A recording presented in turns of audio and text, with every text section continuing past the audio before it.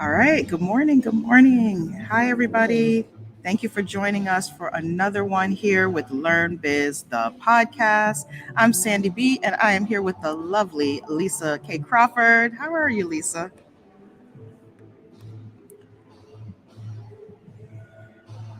Lisa. Okay. Lisa, can you hear me? Yeah, I can hear you now. Hey, good morning. How are you today?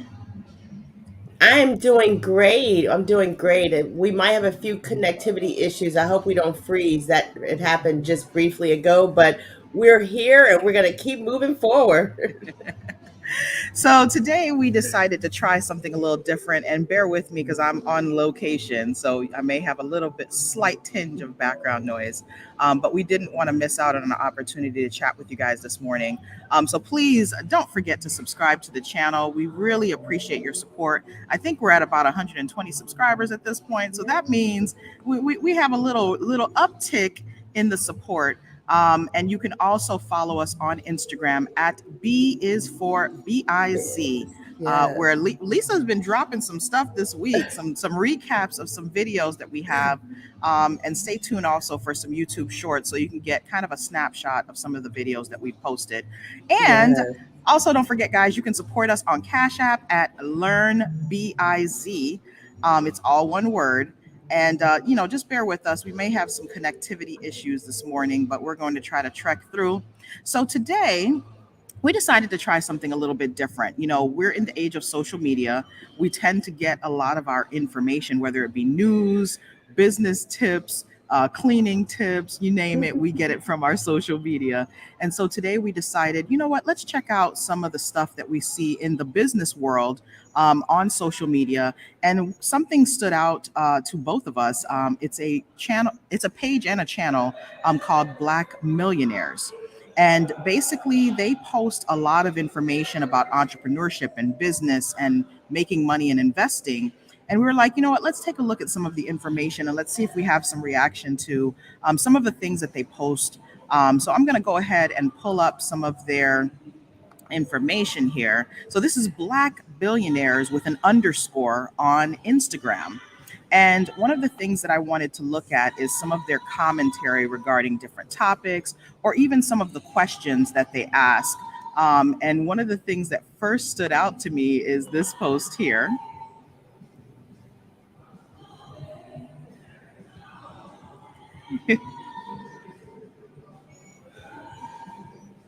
What does it say?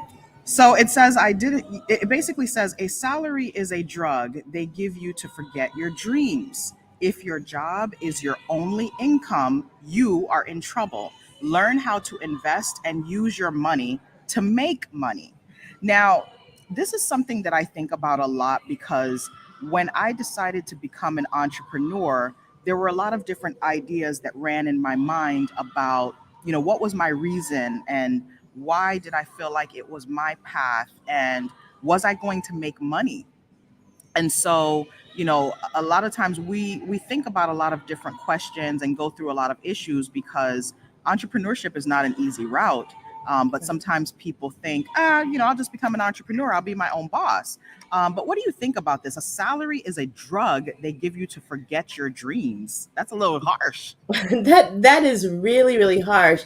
But I feel where he's coming from, where the author's coming from, because let's face it, you almost need two and three streams of income, because if one of those streams of income tap out, and God forbid if that's your only stream of income, you are scrambling and you're trying to start over from the beginning. And usually, once you get back into place and start making money, then you're playing catch up because you were out of commission for some time. So Right. I totally feel where he's coming from. Like, just to rely on one source of income, if it taps out, you could be in trouble. Yeah. And, it's, I think this applies if your intention is to be an entrepreneur, right? If your dream is to be an entrepreneur, if you're just trying to make money, to be honest, you can make money with a salary, you can make money with a business. It's just what you put in is going to make the difference, right? Because I could have worked for a firm, and at this stage, if I'm going into year 8 of practice, I Mm-hmm. could have worked for a firm and probably got a sizable salary. And Yeah. if I play my cards right and invest properly and really put things aside, then I shouldn't have any issue really, tucking some monies away, doing some things with my investments, that could potentially give me a sizable income as well as, a sizable, return on my investment. It's really Right. just a matter of what am I investing in and whether or not I'm getting a rate of return that's high enough, and whether I'm diversifying, my investments. But Right. That's I think true. I think sometimes people are pushed into entrepreneurship because the thought is you're just going to make an astronomical amount of money. And honestly, I'm just now getting to the point where I'm really making some of the monies that I was making salary wise, because you have to calculate when you're the business owner and you're the worker in the business, you know, you make the revenue from the business, right? But you're not pulling that full revenue as salary. Now, Right. you have Right. access to funds a little bit differently than you would as someone who is working a salary, because whatever revenues are coming, it's you that decides how these things are broken down. But Right. we're going to have overhead, we have to pay our taxes, Mm-hmm. we have to save, we Yep. have to invest, there's things we have to do. So if you Mm-hmm. make $100,000 a year, that doesn't necessarily mean that you're going to be banking $100,000 in your pocket. Exactly. If you make Exactly. 50,000, doesn't mean you're getting 50, you might be getting 20 or 10. So Right. I think this is a tricky subject because it's about your motivations and your intentions. And this also says if your job is your only income, you are in trouble. Eh, not necessarily, right? If you're working a job where you're getting a sizable income, you have good benefits, you have vacation, you're able to earn, maybe they're matching your 401k, or there's just so many factors. So I think this statement may apply, but I think people sometimes, when they're looking at things on social media, have to understand that they apply circumstantially, right? It's based on the circumstance. It's not a universal Right. concept. Yeah, I agree. It depends on what your circumstances. So you're pointing to things like saving money and making sure that you have the discipline to put something away while Right, you're earning money, say, from one source of income. right, But, inevitably, it does depend on where you are in that stream.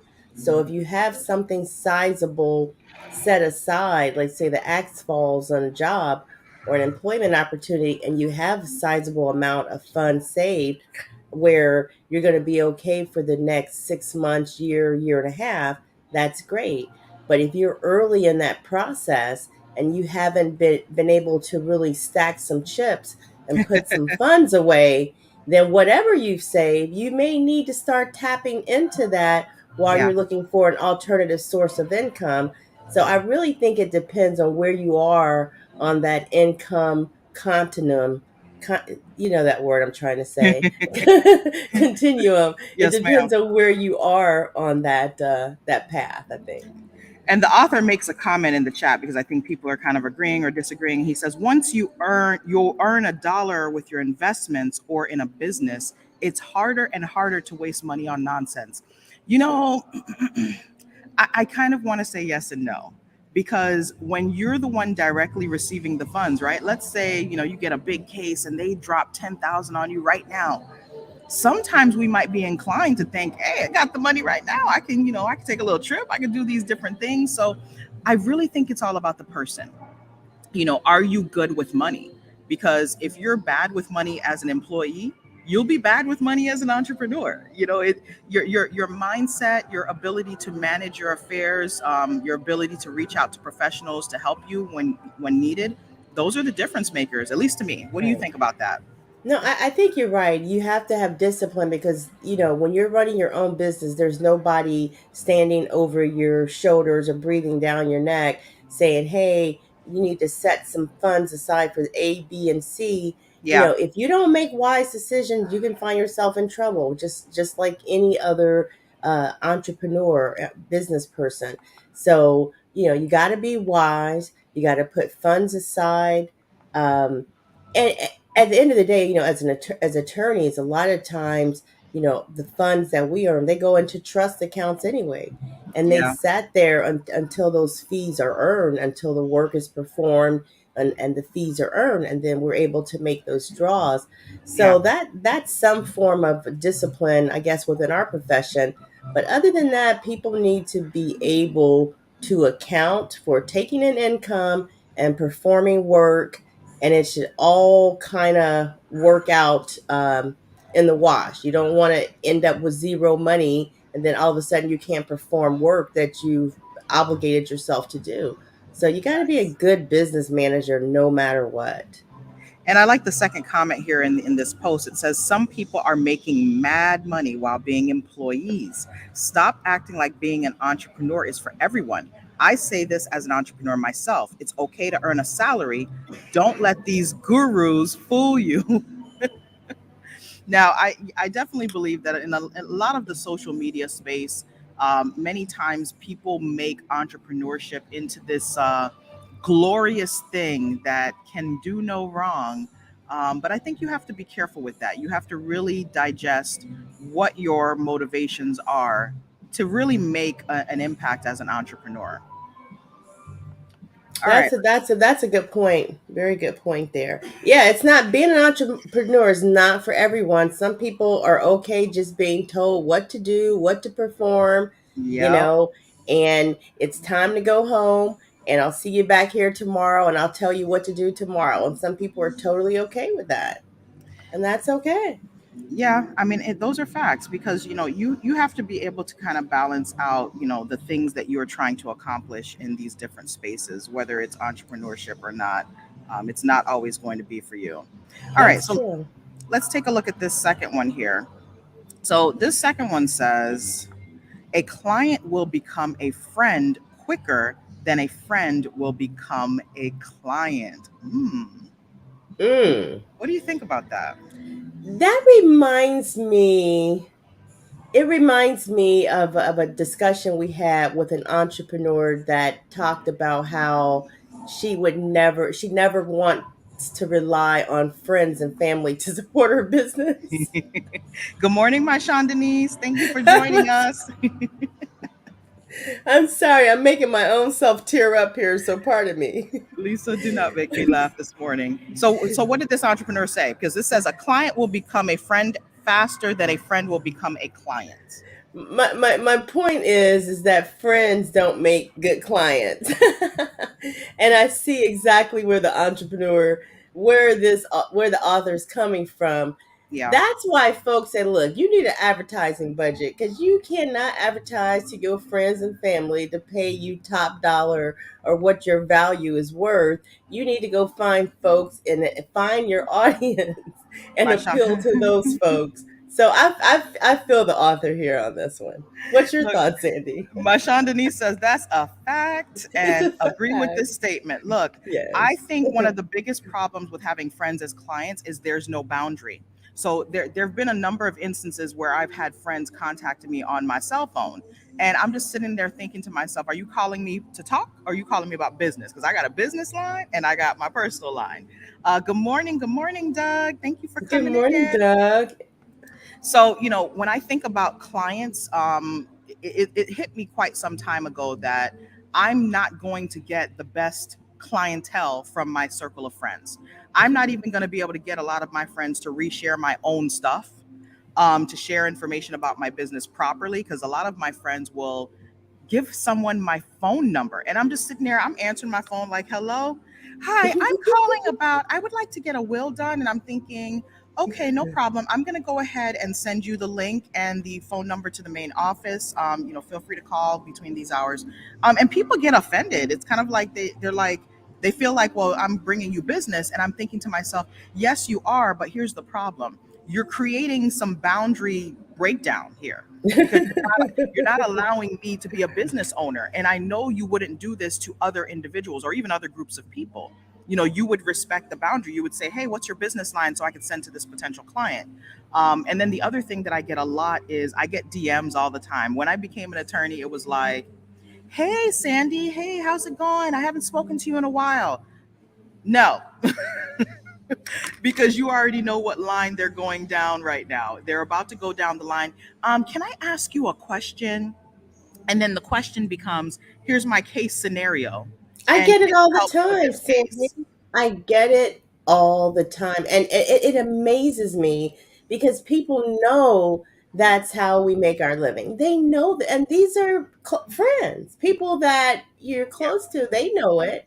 But it doesn't stop them from calling and say, hey, my granddaughter's going through this situation and da da da da da, and her baby daddy, and what should she do? I'm like, I don't know. She should contact an attorney because right now I am not acting as an attorney. I'm like, It I don't know. happens all the time. But and what do we do, Sandy? We help in those cases where we can help. We do help, but you know, within reason. Because if it goes too far, I have to remind people, like, look, this is my business, and I love to help, but we have to do this in the right way. Yeah, I sometimes try to wonder, do people realize that when they're reaching out to us that we make money based on the work that we do, right? And our work is a combination of advice and guidance. And yes, we have paperwork and stuff, but an attorney's job is really not to put papers together. An attorney's job is to give you advice and guidance and counsel based on the law. And so we look at your fact pattern and then we identify the bits and pieces that connect with the state's law. And then sometimes we have to do some research in order to make those connections, and we have to file certain paperwork Yeah, based people on your fact file. pattern. Yeah, And even with this entrepreneurship thing, you and I have embarked on something that has to do with us educating people on the experiences that we've had, but also using others' experiences to provide education. We're providing consulting and coaching and giving some training. But in the same token, our work, what we get paid for is a service, right? Sometimes we're not giving you something physically in your hand tangibly. We're providing you with what we got up here, which has value. Um, right. so I think that's sometimes a lot of the breakdown when friends and family come to us and they just don't understand, the business aspect that we're dealing with. All right, let's look at this one here. This one says, look, just start the business. You've done enough manifesting. Oh my God. So what's funny is when I got licensed, when I passed the bar and I got notification that I had passed, literally like I got my license within a couple of days, because basically you can do the formal ceremonies or you can do something individual where you get somebody who's already licensed to wave you in, like basically fill Mm-hmm. out the paperwork. Mm-hmm. And so I decided to do both. I initially just got the paperwork done and got my bar card, and I was good to go. And the funny thing is, I didn't do any manifesting. I didn't think about thought processes because coming out of law school, I knew I was already going to open my practice. So it was literally like I started the LLC. I got my website done. I got my basic documents together. I had a laptop. I had a printer, and I was on the road. I was literally working out of my car many times and That's finding awesome. different conference rooms to work because as an attorney, we work, like we can get work in many different ways. It doesn't come difficult, it's just being able to manage it. um, Absolutely. but I do remember a time years ago when I started my very very first business. This was my women's basketball, traveling type meetup team that I started. And it took me a while to actually just say I'm just going to do it. And part of it was because I had this creeping doubt in my mind, is like, are people going to come? Are they going to sign up? Are they going to do this? And it's so funny, when I actually got out of my head and started, it was like coming out of the woodworks. I formed a team within a very short period of time. I got a coach. We were able to compete in certain pickup games at different basketball court, gyms locally. And we even got into a competition, and it was just like, it was my mastermind, but I aligned myself with people who were interested in doing it. And I wasn't the greatest basketball player, so I'm gonna tell you that right now. I could do a little defense, but don't ask me to dribble nothing. Oh Um, my God, that was me. That was me, girl. I got on my high school basketball team. Quick little story. I got on the team. I beat out one of the best players on the team. Like everybody loved this girl, but Lisa made it instead of this other girl, Yvette. Wow. And so everybody was ticked, like, why is Lisa on this team? And then the coach said, well, Lisa has good grades. And Wow. why did the coach say that? Because then everybody looked at me to be able to play, and I'm Right. like, how do you bounce a ball and not walk at I didn't understand dribbling, okay? Look. So, I was always accused of traveling. And I'm like, of course I'm traveling. I'm have the ball. Anyway, I couldn't get it together. Long story short, I did end up getting benched like the whole season, but that's just I don't know where that came from. You brought that out of me. That was a weird story that happened to me, and that was just based on good grades and not skills. But I think the other part of looking at these scenarios is that when I became a realtor, for instance, I instantly got on the phones and started calling people, Right. letting people know, hey, I'm in real estate. Excuse me, I can help you. Right. And I was excited to do that. So, yeah, the moment that we get into a space where we can help others, I say go for it. Did Right. I know everything about real estate at that point? No. Did I know some of the nuances that people have to go through in this industry? No. I was learning and I was still eager and ready to help. I know tons more than I did back in 2015 when I Right. first got started. But it's just get going. I agree with that. Don't keep sitting on the sidelines. Get going with it. I agree. Yeah, I mean, it's the whole perspective because, as I was thinking back to this basketball situation, and, I wasn't a great basketball player. In fact, I'd never played basketball in school. I tried out and definitely was not successful. I loved basketball in terms of just the sport. I loved the skill level that people had, but I wasn't able to do a lot of the skill level. But what I was good at was organizing things, making plans, pulling people together. And so I became kind of like a team manager in a sense. And Nice. that was my way to be connected to the sport, to get some exercise. Because the goal for me in starting these women's teams was for us as adults to be able to have activity that would keep us active. Because, as you get older, things kind of slow down. And at this point, I was in my 30s. And and you start to get into your 30s, you start to realize what your body really is going to do. But I say all of that long-winded to say that, I had an idea, I had a passion for it, and I made my moves to make things happen. I didn't just sit and manifest, because once I was done Right. manifesting the idea and I had come up with all of the things that I wanted to accomplish with it, I now started to let people know, hey, this is what I'm doing. Hey, this is what I'm doing. And it's interesting. It didn't take long for me to form a full out team. And I mean, people who were dedicated to come out week after week and play a game that was for nothing. They weren't getting paid. The Yeah. most that I was able to get, I got somebody to donate some jerseys and we formed a team. And by the Yeah. end of our first season, we had a trophy. And it was just so Hey. amazing because we got a trophy for most improved team, because when we first started, when I say we were in some disarray, because I didn't understand the big picture of all things that needed to go on, and that was the hardest thing. Oh shoot, my Sean has something in common with me. I was a team manager too, to be around what would be considered high value men.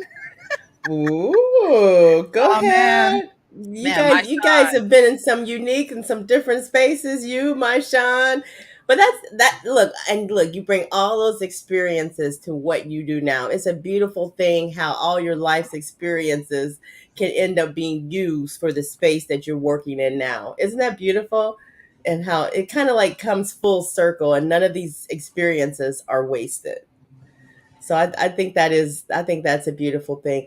You know what? I remember years ago you talk to people and you're talking about people coming into business and you hear people say, yeah, what I'm working on and what I'm about to do and what I'm about to bring into fruition with my business. You can always kind of tell where what stage of business people are in based on how they talk about their business. But bringing something actually into fruition versus working on developing that, it's a beautiful thing to get it up and running, isn't it? Look, it's always an opportunity, and sometimes we don't realize how much our ideas can flourish if we just take the small steps in order to accomplish our goal. Because it doesn't take a lot, but it does take a commitment and a dedication level that many are not willing to do. That's Right. why there are people that are structured to be employees. Nothing wrong with that. There There's are nothing people wrong that are with just that. structured to be business owners, and then there's some folks that are kind of like a mesh. And for me, I feel like for a period of time in my life, I was a mesh. Like I could have been an entrepreneur and an employee at the same time. It wasn't a terrible Yeah. mix, because at that time I was a classroom teacher, so I had free time. By the time when the school day is over, I had a whole bunch of time left to kind of do other activities, and that worked well. But teaching is a very stressful job, and over the years, it started to get more and more stressful. So having outside activity was like, look, I want to go to sleep when I get home. I'm not even caring about anything else. Um, Right. but yeah, so let's take a look at probably a couple more. Let me see what time it is. Yeah, let's take a look at just a couple more. So again, we're looking at the Black Millionaires Instagram channel. It's Black Millionaires with an underscore, all one word. This is a young guy who basically posts a lot of content to promote this idea that we can all be millionaires as Black folks. Oftentimes we're not seen as being able to attain a certain level of success. He posts a lot of different things. Some I agree with, some I don't. But we're going to be doing periodically some reviews and reactions to some of his stuff. So, oh, my Sean follows them too. She said they have very good info. Oh, Yeah, great. I would say overall, I've seen some really great things on their channel. I think there are a couple of things sometimes that are posted. I'm like, we're a little, we got to make sure we clarify some things because sometimes people misconstrue information and it's not their fault. We don't have the best track record in terms of being able to understand the benefits of business and how to really be successful in business sometimes. We have a hard time with that. So here's a question that they ask: who becomes a millionaire first? Would you rather have a master degree with zero college debt and you stay an employee forever? Or would you rather have a 750 credit score with $25,000 cash to start a business and you can't get a job? What do you think, Lisa? I'm B all day long. I'm B all day long. Let's get it started. Yes, I'd say it's time to get that business idea off the ground. Use that $25,000 in a wise way and get going. I definitely would be the second. I think, first of all, having a 750 credit score is millionaire status already That's because great. you would Yeah. have access to business credit, you would have access to capital to invest. You would have access to certain opportunities that are typically not open to folks who have a low credit score. Because one misconception that I see a lot in the social media space is that, um, you know, it's like your credit score personally doesn't matter. And honestly, when you just start your business, it's not like back in the day where you could get business credit cards in the business with no issue. At this point, anytime you're opening a business and you want to access monies for your business, you have to do a personal guarantee. Even when Right. my partner and I in my other business, we did the PPP loan, we had to do a personal guarantee. If we apply for a credit card, we have to do a personal guarantee. If we try to get a loan from the bank, we have to do a personal guarantee. So that means Exactly. your personal credit score has to be decent in order for you to be able to get that business credit. So it's not Absolutely. like what some of these folks are out here in this space talking about. My Sean Denise says she choose B as well. And many Yes. people don't understand the impact of credit and the credit score. And Yes. I'm going to tell you, man, like, when That's my credit score vital. goes up, she said my credit got checked for my business biz card as well. Yeah, and I always see in the social media space, just start an LLC and you're going to get $20,000 of business credit. No, I don't know where people are getting this from. I don't know who's falsifying documents to get them this massive number. The only way you're getting large sums of money right out the gate when you start a business is if your personal credit score is on point. That's the Right. only Now, no, I think you're right. But I've heard of people also getting business lines of credit and way. applying for business lines of credit. And I think that's a great, but at the end of the day, even with that, it still goes back to who's backing that business Personal line of guarantee. credit.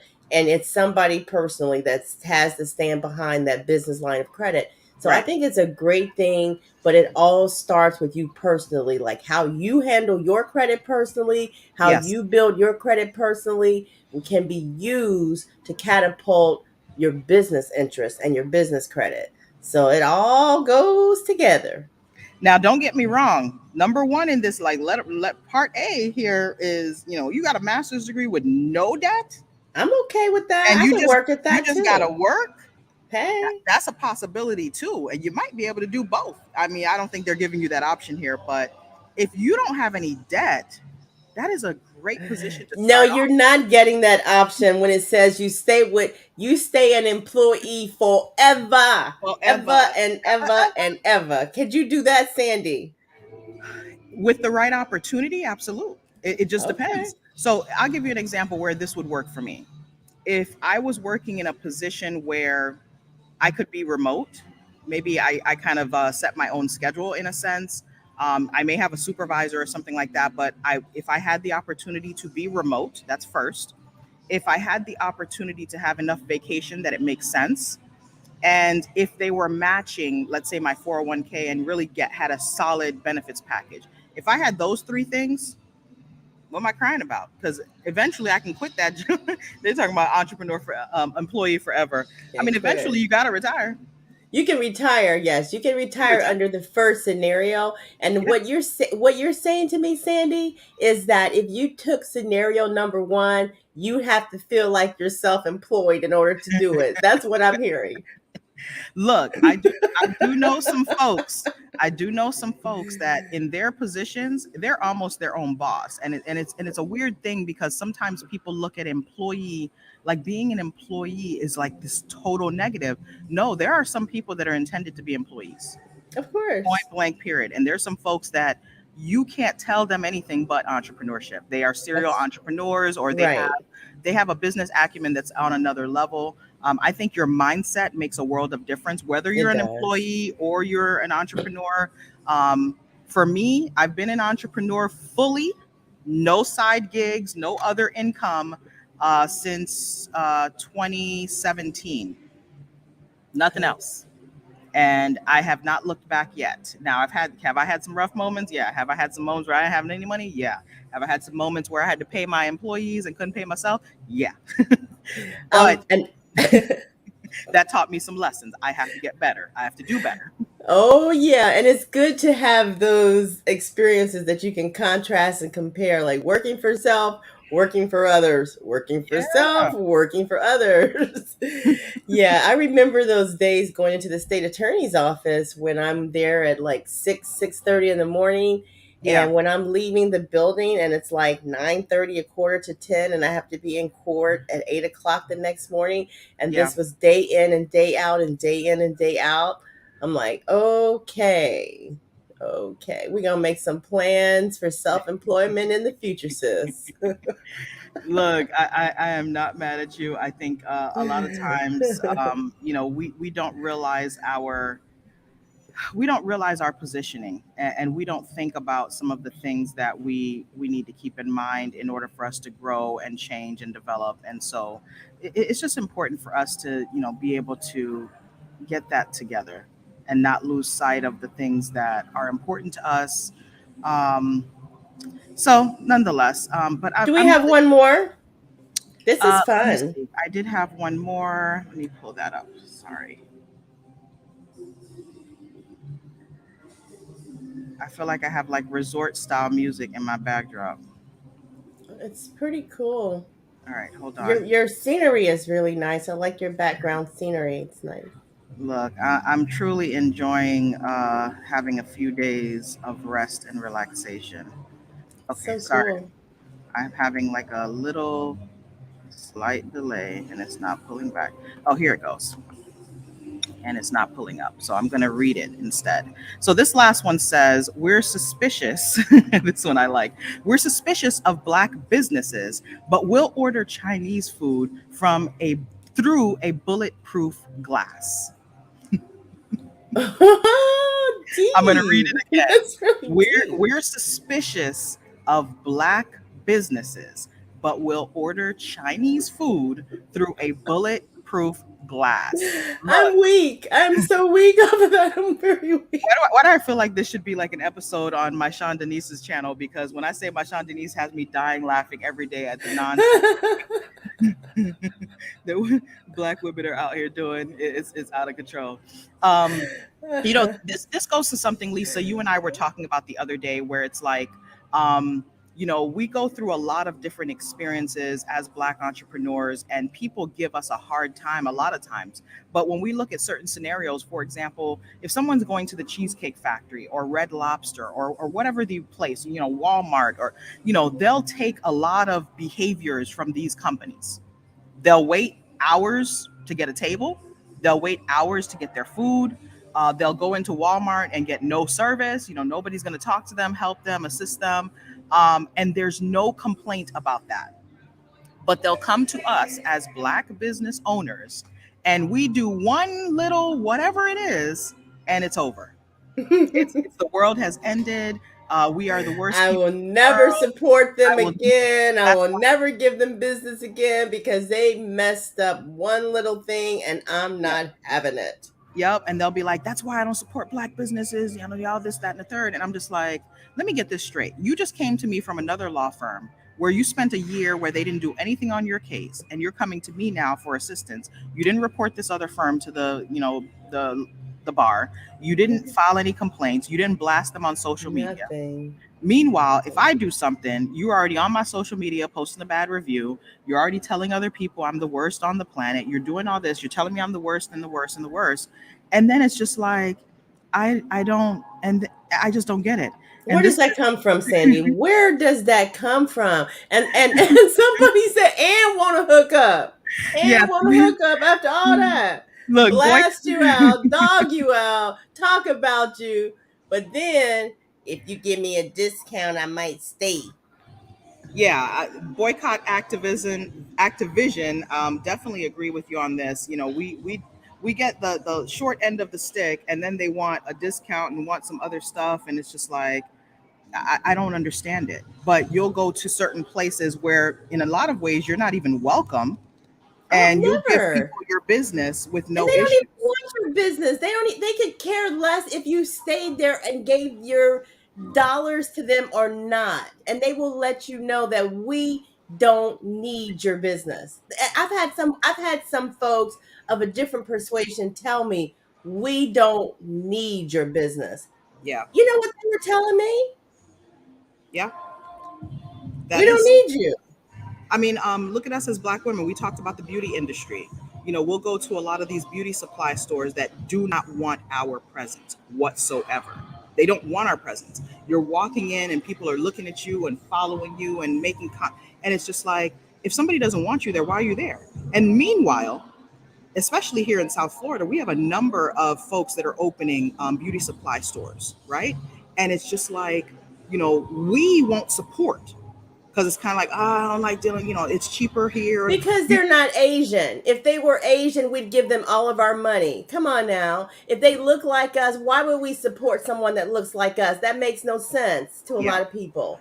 And I, I don't understand this line of thinking. It's backwards thinking. Boy, we need to get over some things. And you're bringing out the beast in me on this topic. Whoa. Yeah, so we're looking at Black Millionaires page, and they have a post that says we're suspicious of black businesses, but we'll order Chinese food from through a bulletproof glass.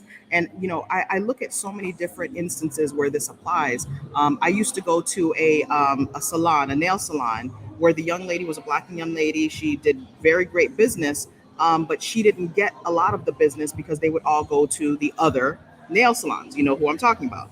And it's hard because when we open these businesses, it makes it extremely hard because we can't get the support that we need. We aren't even opening our own beauty businesses given as much as we utilize it, and that's very true, my Sean Denise, because if I look at my city, so I live in Miami. If I look at any segment of Miami and I look at the number of, for example, nail salons that exist, I would say 95 to 97% are owned by one group of individuals. The other fractional percentage, I would say, is owned by a couple of other groups. And we might make up, I feel like, less than a percent. That's what I feel like. In some areas, we don't have any black salons. Right. Now, are there issues? Of course, there are issues, but part of the main issue is us supporting our own community, meaning storefronts more so than online. Yeah, I do see that we've had a Right. tremendous growth online in the online space. We've had a tremendous growth online. A lot of us have opened different, endeavors online. But when it comes to storefront, we are way behind the curve. And even when I see new businesses open, a lot of times they close within a few years because one, they're definitely not getting the support. But two, one of the things that I've noticed is this idea of customer service is, I feel like, sometimes foreign to us. But it's not to say that these other groups have great customer service, because they do not. Right. It's this issue of, and Lisa and I, we're going to do another show on this because we've been talking a lot about how we are perceived in business and how other groups are perceived in business, how we perceive each other versus how other groups perceive us, and how other groups perceive each other. We many times get this view of, we don't know how to do business, we don't have good customer service, we don't have enough resources, we don't, the businesses aren't clean, the businesses aren't this, the businesses aren't that. But that's not always true, right? It's oftentimes we're imposing this idea on our own businesses, and many times we're trying to kind of make a comparison between our businesses and others, but we're not recognizing we're talking about two different spaces here. So, what a Red Lobster can get, a mom and pop is going to be on a different page, right?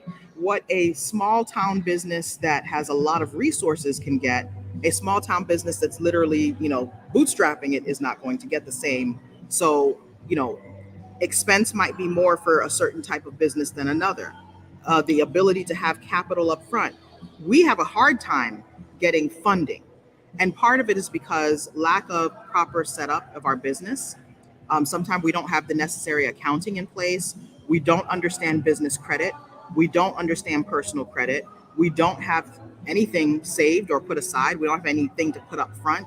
And Um, historically, none of this is our fault. And Correct. historically, none of this is our fault. It's based on the circumstances of how we came to be in this country. But at some point, we still have to say, okay, this is where we are. These are some of our historic weaknesses. These are the things we need to build upon, and we need to be able to grow from here. So Yes. it's not making excuses as much as just realizing why we have some of these weak starts. And the thing is not to beat ourselves up and say we're less than, we're our ice is not as cold. Some of the things that we beat ourselves up on, that's what we have to stop doing to each other, because we know some of our historic weaknesses in business and why our starts have been so, kind of a little sketchy, but we're getting there. And it's about support of one another and helping each other to grow. Because if other groups can do this successfully, then we can too. Oh man, the things that we can keep to our minds. So, the last thing that we're going to add on here is this little gem here. So, it says your business might be small, but the fact that you started something, stayed consistent during hard times, and created employment for yourself is extraordinary. I love Yes. that. Yes. I love that. I You love say extraordinary, and I say extraordinary. So I like what Doug says here. He says, my biggest problem with Black owned business is operating during posted days and time. Sign says 11 to 8, and the customer visits at 1 p.m., and the business isn't open. Ooh. Ooh. So you mean Oh, to tell me that man. those signs on the door, they really do, they should mean something. They really should mean something. Oh man, Apparently. this is out of control. So, I will say that this is a huge issue that I've seen in a lot of different realms. I'm of Haitian background, so my family, we try to support Haitian restaurants. And one of the things that I started to notice, both with Haitian and, I have Jamaican friends, Jamaican restaurants do the same thing. It's like you'll get to the restaurant and you'll try to order something. We don't have that. I'm like, we don't have that. You got it on the menu. You ask for something else. We don't have that. Or I Girl. walk into the Haitian restaurant and be like, "Oh, we only have this." But you got a whole like you got a whole menu. You've been in business for 20 years. How you only have one thing? And it's like, and it's not like it's something that happens periodically, right?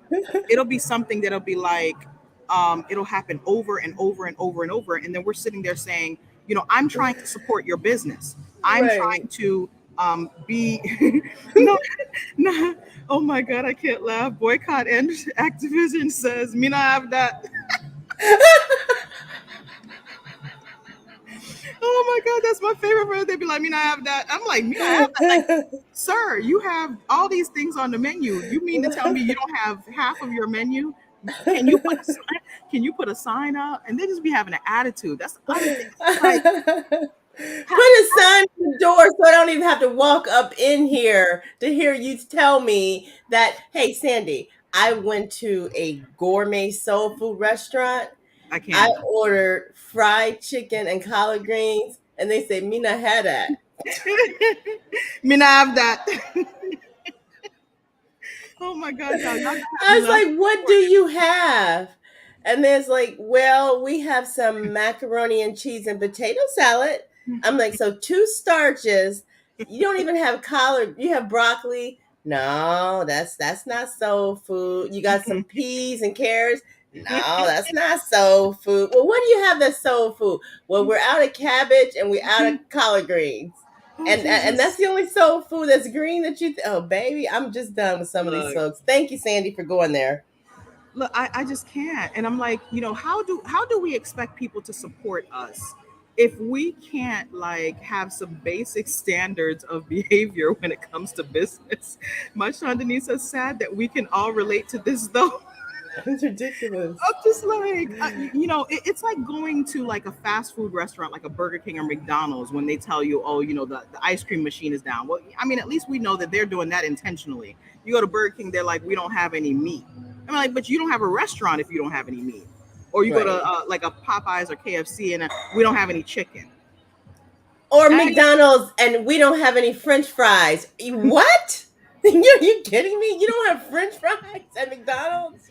but this, Yeah. but this is extra damaging to our businesses because as Black entrepreneurs, one of the things that we're always complaining about is we don't have enough support, we don't have this, we don't have that. And it's like, but if I come to support your restaurant or your storefront or your shop, and every time I come there's an issue, or every time I come you say, "Me not have that." We don't have that. I love the Like, accent. I just don't. I don't understand it. Like, you're going to Mickey D's and they have no fries. Like, what? If every time you did that, guess what? You stop going to Mickey D's. But I will tell you this: we can go to Mickey D's. We get We can go 5,000 to tries. 5,000 tries, and we will Yeah. not. We're not gonna post nothing negative. We'll cuss them out Nothing. and still go back. But Won't we will contact go the Better to Business Bureau, all day, Consumer Affairs, won't do none of that. all We'll day. talk about them like a dog to the person sitting in the car with us. That's Yeah, about it. And then tomorrow, what you want for lunch? Mickey D's? Okay, let's yeah. go on back over there. Yeah. And that's the positioning that I have, where I'm like, can we give our own entrepreneurs 5,000 tries? It's hard. Trust, it's hard. But can we give the same energy to our businesses that we give to others? Now, I'm not telling you to, settle for the worst quality and things like that. But when I look at the comparison in customer service, a lot of the businesses that we frequent don't give us the best customer service in many instances, but we'll still give them chances because on occasion they're going to give us good service, or they generally give us good service, but they have some bad moments, right?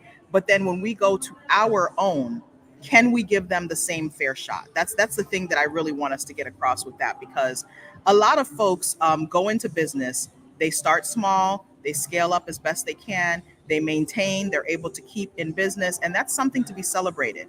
Now, when they do things wrong, I feel like we sometimes have to do that pushback and give the commentary. Now, are we going to argue and cuss people out?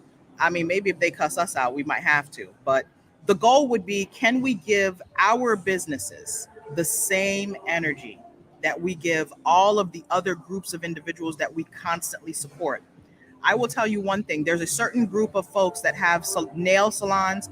I'm not going to mention, that I do not support. I don't care where they are. I don't care how clean or dirty I will not support whatsoever, because I have made a conscious decision that I will only support us in this realm, mainly because I do have an option. Right. I have an option. So shout out to Yes. one beauty lounge in Hollywood, Shout Florida. out to One Beauty Lounge for hooking up. Oh, these fingers aren't showing up. It looks like I got less than all Look, five fingers I up. still got my, I don't know if you can see it, but I still got my mani and pedi. But, Yeah. it took time to find this person, because I've gone through a lot of different experiences where it has not been a great experience. I'm sorry for my phone. We're almost off here, guys. It has not been a great experience with a lot of others, and it's taken some time for me to really get to that point of saying, all right, in this thing, I have an option. Unfortunately, that's not a universal thing that most of us have access to, right? And I can say, when it comes to, hair Yes. and nails and things like that, I'm able to do that without issue. But there are other industries that I can't. I'm not able to find an option, because I can't find, for example, a clothing store that's going to give me that option where I can support somebody. But I can do that in the online space. So, we have a couple of options, but, it's hard.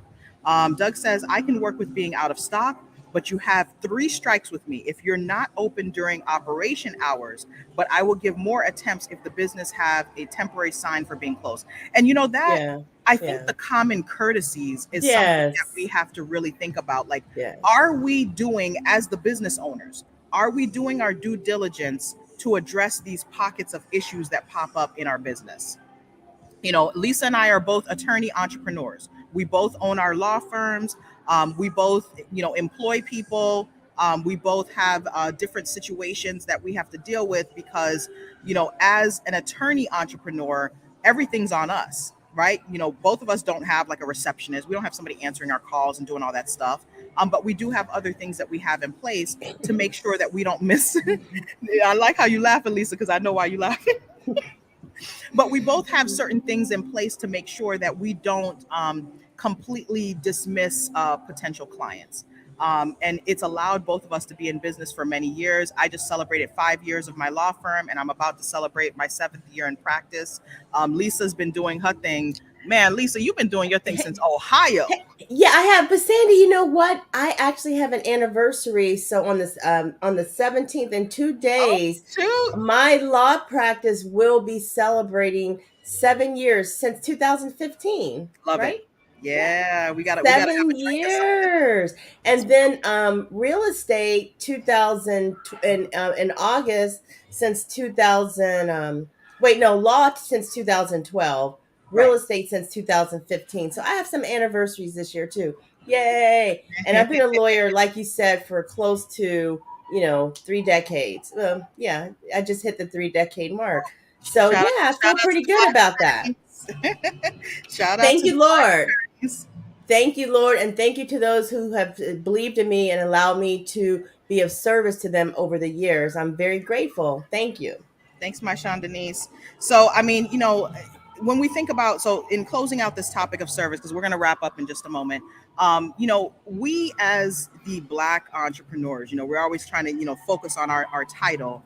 Thank you so much, Doug, for the happy anniversary to Thank Lisa. you. Thank you. um, as entrepreneurs, we have to be accountable too, right? We want to support each other, but it has to be within reason, right? Because you're spending your dollars, you want to make sure that you're getting what you're paying for. And at the same Right. token, we're not just going to support people just to support people, right? We No, want to be can't able to do be it. appreciated as clients, as customers, as patrons, and it's our job to make sure that we're doing the right things as well. Shout out to Lisa from Boycott Activision. Thank you, Boycott Activision. I love that. So, there's just so many things that we can do, and we have to be held accountable too. I think it's important for us to be receiving feedback for what's going on with our businesses, and be able to respond to that. Because I think a lot of times, one of the things in our community that tends to be lacking is this understanding that there's a purpose for feedback, right? That's true. When you see these larger companies that are trying to get your commentary or trying to get your response about, the services and whatever it is that they're providing, there's a reason for that. They want to kind of Right. gauge what people are experiencing. And I Right. think I see It a is lack in that in our businesses. We don't do a lot of checking in for feedback. And then when we do get feedback, we take it personally instead of taking it to, right. No, Sandy, I personally, I think I have a weakness with that. yeah, Sorry, I think I do have a weakness with that because, you know, when you think you're doing the best you can, you think anything somebody says, it feels like you're getting beat up on a little bit. But we can't take it like that. We have to learn to grow. So I need to put more things out there like, how did you like your service? What can be improved? yeah, I actually need to do more things like that and just actually sit there and take it, whatever it is, because yeah, I'm going to get better. I mean, obviously, it can't be that bad because I've been in business for a long time, but right. whatever those tweaks are and those improvements, we got to be willing to face that Right. without an attitude, entrepreneurs. That's Yeah. true. And the one thing that I would suggest to all entrepreneurs in closing out, we have to look at our business as a big picture, like a blueprint, right? And we have to set up different things in place to really identify areas where we can set up our foundation, right? So when I think about my business as a whole, right, I have to see my business from the entry point to the exit point. So when people are coming to me for services, what does their experience look like? When someone signs up with my business, what does that experience look like? While I'm providing services, what types of things are happening? Are they getting updates or notifications? When someone is ending their service with me, what am I doing to either capture them for future business, reward them for, coming to me as a customer or client? What am I doing to really make sure that whatever it is that I did for them can reach beyond them? Are they going to leave my business and say, hey, I had a great experience with Lisa's business, I had a great experience with Sandy's business, you should check them out? Are they able to promote your business? Because there's a whole cycle that has to happen, but it's Yes. important for you as a business owner to be able to dissect that. And then the other thing is, we have to look at our business from the quarterly perspective, right? You're supposed to be doing quarterly taxes, and I'm not going to talk about taxes, but you're supposed to be doing certain things quarterly. So you should also be evaluating your business every quarter and saying, how did I do this quarter? Did I make the numbers that I needed to make? Did I touch the amount of people that I need to touch? What do I need to do for the next quarter? And you should be doing some planning and some assessing of what happened in the past. If you're not doing those types of things, you run the risk of never really seeing where your business needs to make adjustments and where you need to grow. I know for me, one of the major things that I implemented this past year was I was going to rely on service outside of myself. I was going to outsource. So I've had a virtual paralegal for, I think Sarah's been with me for about a year and a half now, and I give her, assignments to complete to assist me because I can't do everything. Like, I can't draft every document, but I'm responsible for everything. So I have to kind of learn how to balance giving some work to her so that I can do the work that I need to do, right? Because I still need to appear in court, I still need to represent clients, I still need to go out in the community and speak.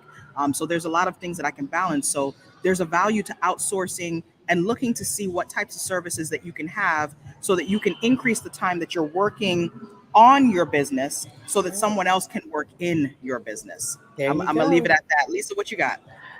You know what? I can't really add to that, Sandy. Man, you're on fire. You're on fire right now. You said some really serious gemstones, and if folks just take that and digest on that alone, they will get a lot farther down the road with their businesses. That's some good stuff. I don't really want to say anything after that. It's I'm getting great. oceanfront motivation, so I'm about to be Got it, going out to girl. the beach in just a moment. But guys, thank you so much. A shout out to Doug, my Sean Denise. Yes. Thank Love you. it. Love your support. We Boycott love you guys. Activision. Yes, we Um, do. Definitely appreciate you guys, and those that are catching the replay, let us know that you're catching the replay. If you have any comments on some of the things that we discussed today, we did a reaction to the Instagram channel Black Millionaires underscore. Definitely a great channel I with some like their great. channels. I like their channels, Sandy. That's, those some nice discussion points that we got from just Yeah. checking what they're doing out there in that space. Good job, guys, millionaires, black millionaires. Yes, indeed. Thank you, my Sean Denise. I surely will. I needed a little staycation, so I'm going to try to Yes. enjoy that. So, guys, you can support us on Instagram at B is for Biz. We just posted quite a few snippets from different episodes. So, if you missed anything, we're in season 2 right now, and season 2 has been extended. Like, we've done a lot of episodes of season 2 with interviews of different Black entrepreneurs in different industries. But you also can catch some content that we created our own in talking about some different perspectives and viewpoints and different tips that we as entrepreneurs need to really take heed of. You can also support us on Cash App at the $ Learn Biz, all one word. We super appreciate those of us that have supported us to date, Thank and you. we definitely will continue to bring you more content and trying to be a little bit more impromptu and bring some more episodes. So we will definitely check back in with you guys. But great opportunity. Thank you, Thank Boycott you. Activision. Great work, sisters. I'll check out your Instagram. We Yes. truly appreciate you. Thank All you. We right. appreciate all of you guys too. Thank you. Absolutely. All right, guys. Have Sandy, enjoy your wonderful weekend. I mean it. Really have enjoy. We always talk about this entrepreneur mindset, health and wellness. Get it in, girl. absolutely. Hope you guys have a great weekend. Enjoy, and we'll catch you next time. Bye. Bye bye.